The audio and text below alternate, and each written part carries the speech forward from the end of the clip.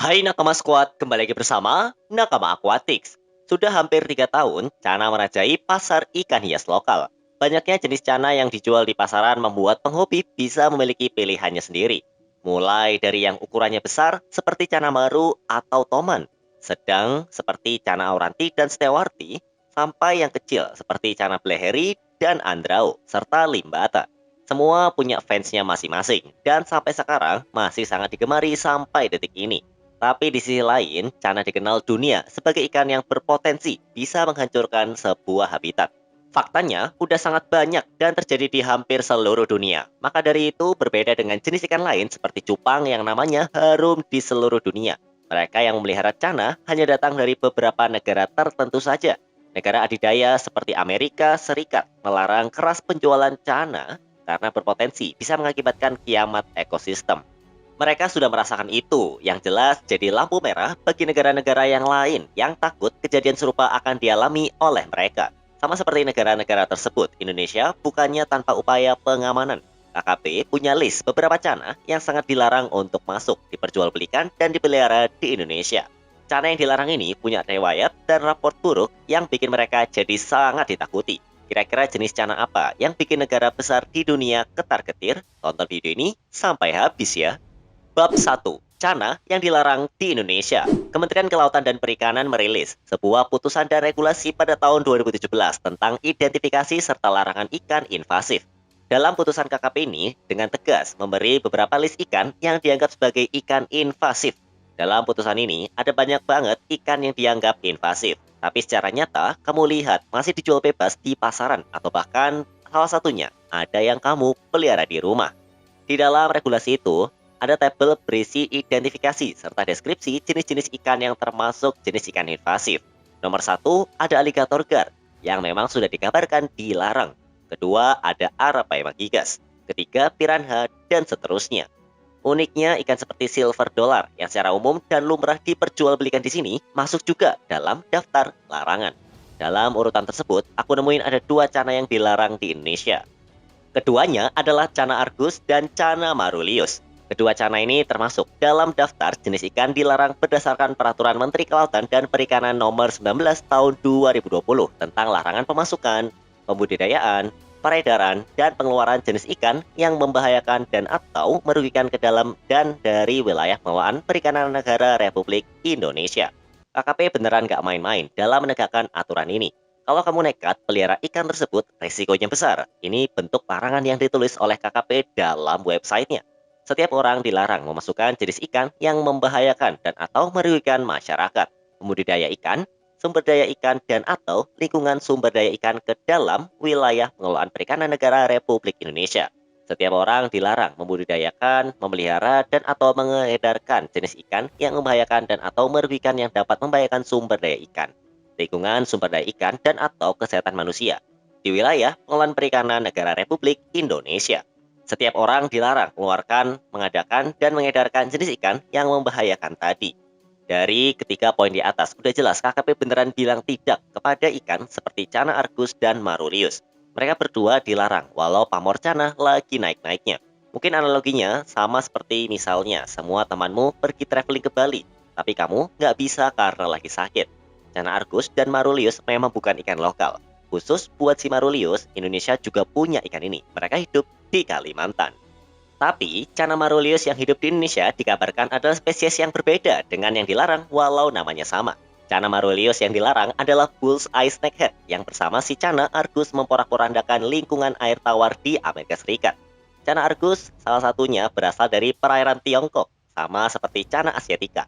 Namun jelas, keganasan ikan ini jauh berbeda dengan asiatica yang tergolong kalem. Cana argus lebih brutal, sedangkan Cana marulius berasal dari India, tepatnya perairan Western Ghats. Tetapi Cana marulius ini berbeda dengan Pseudo marulius yang juga berasal dari Western Ghats dan sempat laris juga di pasaran lokal. Kedua ikan ini merupakan cana yang bisa tumbuh besar, punya insting membunuh yang tinggi dan dapat berkembang biak dengan baik. Lalu mengapa mereka dilarang di Indonesia? Bab 2. Kenapa mereka dilarang? Dalam regulasi yang dirilis oleh KKP, mereka nggak menjelaskan secara rinci mengapa si Argus dan Marulius ini dilarang. Namun dugaan besarnya adalah kejadian di Amerika Serikat pada sekitar 20 tahunan lalu. Bukan lagi sebuah rahasia kalau negara adidaya seperti Amerika Serikat sangat kewalahan ngadepin hewan-hewan invasif di negaranya. Salah satu sebab terbesarnya adalah perdagangan hewan peliharaan yang memang sangat besar di sana. Florida dikenal sebagai wilayah yang paling parah terdampak dari kasus ini.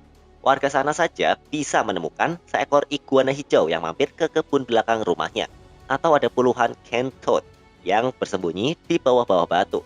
Nah, orang sana sampai menganggap itu normal, namun pemerintah nggak mau punya kewajaran yang sama. Mereka selalu melawan dengan beberapa aksi yang nyatanya belum berhasil dan malah ngabisin duit banyak. Dari tahun 2010 hingga 2020, pemerintah Florida udah ngabisin sekitar 20 miliar dolar buat memerangi hewan invasif. Cana atau snakehead pertama kali ditemukan di Florida pada tahun 2000. Jenis pertama yang ditemukan di sana adalah si bullseye snakehead atau Cana marulius.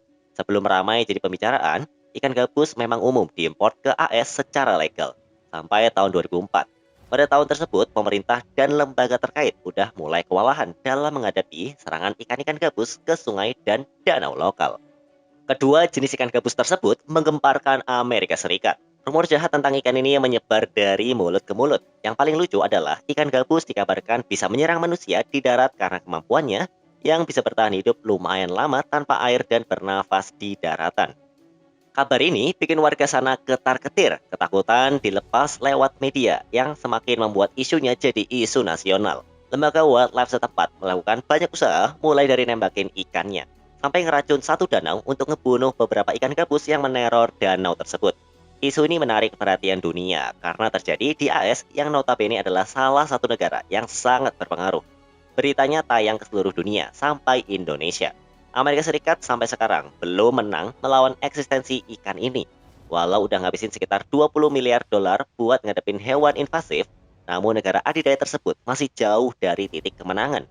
Akhirnya mereka memilih untuk berupaya mengontrol populasi dan membuat aturan ketat buat melarang hewan-hewan tersebut masuk ke negaranya. Indonesia jelas nggak mau ngabisin duit sebanyak 20 miliar dolar buat ngadepin hewan invasif doang.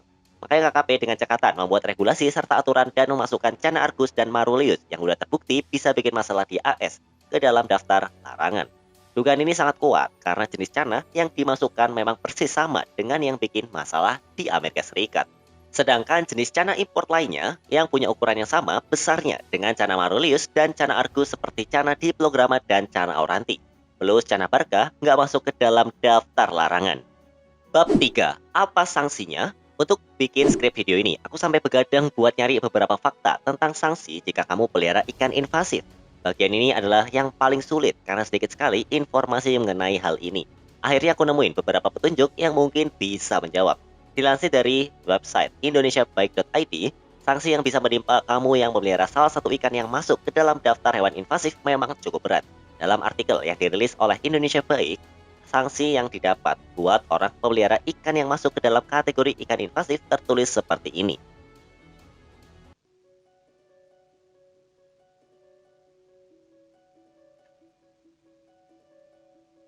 Hukumannya jelas nggak main-main, 10 tahun penjara dan denda miliaran rupiah, jelas bikin kita begidik. Oh ya, for your info, ikan seperti gapi, oscar, lohan, ikan cere, pikok bass masuk ke dalam daftar ikan yang berpotensi invasif. Dalam daftar ini juga ada ikan aligator gar, arapaima, piranha, dan Cana argus plus marulius. Kalau misal aturan ini beneran digalakkan, jelas yang mengalami kerugian ada banyak banget. Importir, seller, penghobi, semua bakalan kena dampaknya. Walau kalau dilihat dari kacamata besar, apa yang dilakukan KKP ini patut diapresiasi. Namun ada beberapa kekurangan yang harusnya dibenahi, daripada langsung membuat aturan yang bisa merugikan banyak pihak. Salah satu kekurangan besar KKP adalah sosialisasi. Bab 4. Apa solusi terbaik dari masalah ini? Masalah sosialisasi menjadi problem umum yang mengakar di lembaga pemerintahan. Terkadang kamu nggak tahu menahu soal aturannya, malah kena sanksi. KKP punya aturan tegasnya, namun mayoritas dari kita sebagai penghobi jelas nggak tahu menahu soal masalah ini. Masalah ini bagaikan pisau bermata dua, karena jika digalakkan, akan ada banyak pihak yang dirugikan, yang mungkin secara awam nggak tahu menahu terhadap regulasi ini. Penghobi biasanya hanya membeli ikan yang tersedia di pasaran. Ikan seperti aligator gar dan silver dollar sudah jelas dijual bebas di banyak toko ikan. Bahkan, Cana argus juga terkadang bisa ditemukan di Indonesia, walau intensitas peredarannya tidak sering. Tapi yang jelas, banyak orang yang melihara Cana argus di Indonesia. Tentu akan jadi sesuatu yang menyedihkan jika misalnya ikanmu tahu-tahu diambil oleh KKP sebagai pihak yang berwenang. Udah banyak kejadian penghobi yang tidak bisa berkutik saat ikannya diambil oleh KKP. Sosialisasi jelas harus menjadi sebuah prioritas. KKP harus sering menyuluhkan aturan ini kepada lembaga-lembaga atau komunitas ikan yang bisa langsung terhubung kepada para penghobi. Jangan sampai bertindak tegas, namun masih banyak yang belum tahu menahu soal aturan dan permasalahan ini. Cana Argus jelas dilarang dan sanksinya bisa berat, namun masih banyak yang memeliharanya. Menurut kami, di Nakam Aquatics akan sulit jika pemerintah hendak benar-benar melarang semua ikan yang ada dalam daftar tersebut. Karena sudah banyak yang sudah dekat dan malah jadi komoditas penting dalam industri ikan hias lokal, seperti gapi dan lohan. Harusnya dibuat sebuah aturan yang menguntungkan dan bisa mengendalikan peredaran ikan-ikan di pasaran. Karena jika benar-benar dilarang, maka industri ikan hias lokal bisa anjlok karena mayoritas ikan yang sekarang ada di pasaran memang masuk ke dalam daftar yang dirilis oleh KKP. Mendata ikan-ikan predator juga bisa menjadi salah satu opsi. Seperti arwana, pemilik predator besar seperti arapaima dan alligator gar bisa diberikan sertifikat seperti yang dilakukan terhadap arwana super red. Ikan bisa didata dan diberi chip agar keberadaannya bisa dipantau. Sudah pasti harga ikan bisa menjadi lebih mahal, namun hal itu masih bisa dianggap wajar jika melihat hal positif yang bisa dihasilkan dari regulasi ini. Toh banyak penghobi yang punya ikan besar sudah pasti mampu dan sadar akan tanggung jawabnya sebagai pemilik ikan. Kekurangan dari lembaga terkait juga sering terlihat, karena biasanya mereka baru mau bergerak setelah ada isu laten yang mengemuka di khalayak publik. Arapaima baru dilarang sampai dirazia setelah peristiwa kali berantas jadi buah bibir. Alligator gar juga baru galak dilarang setelah banyak pemancing yang menemukan ikan ini di sungai lokal. Hal ini menciptakan pandangan skeptis terhadap lembaga terkait yang seakan baru bergerak setelah ada sebuah peristiwa dan membiarkan jika semua merasa terkendali. Pandangan ini jelas berbahaya karena bisa menciptakan anggapan bahwa lembaga terkait di sini adalah KKP tidak akan bertindak apa-apa dan menganggap sebuah pelanggaran adalah normal. Itulah yang membuat Cana Argus terkadang masih sering dijual di Indonesia. Bahkan Cana Argus albino mau masuk ke sini dalam waktu dekat. Jelas beberapa dengan pemilik arapaima yang ikannya merupakan ikan yang udah berada di sini.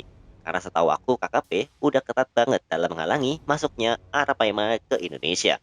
Hal kecil yang harus dilakukan agar ketakutan banyak orang akan lepasnya ikan-ikan invasif ke sungai lokal bisa tidak terjadi adalah menanamkan sifat tanggung jawab ke para penghobi. Seller nggak akan menjual ikan yang dilarang jika nggak ada peminatnya. Penghobi harus punya kesadaran untuk menyediakan lahan serta makanan untuk ikan yang dia pelihara. Jangan sampai di tengah jalan dia merasa bosan lalu melepas ikannya ke sungai. Itu jelas harus diberi sanksi. Selama ikan dipelihara dalam akuarium pribadi tanpa lepas ke wilayah publik, maka ikan seganas megalodon pun nggak akan menjadi masalah. Makanya regulasi serta aturan juga harus dibuat untuk masalah ini. Pemilik ikan harus berjanji agar tidak melepas ikannya ke alam dan menjamin hidupnya sampai ikannya tiada. Bab 5. Kesimpulan. Ada banyak jenis cana lain yang bisa kamu pelihara dengan tampilan yang lebih keren dan efisien karena ukurannya tidak besar. Cana Argus dan Cana Marulius bisa tumbuh hingga lebih dari 1 meter panjangnya. Jelas hal itu bisa merepotkan, apalagi kalau nggak punya cukup lahan untuk memeliharanya.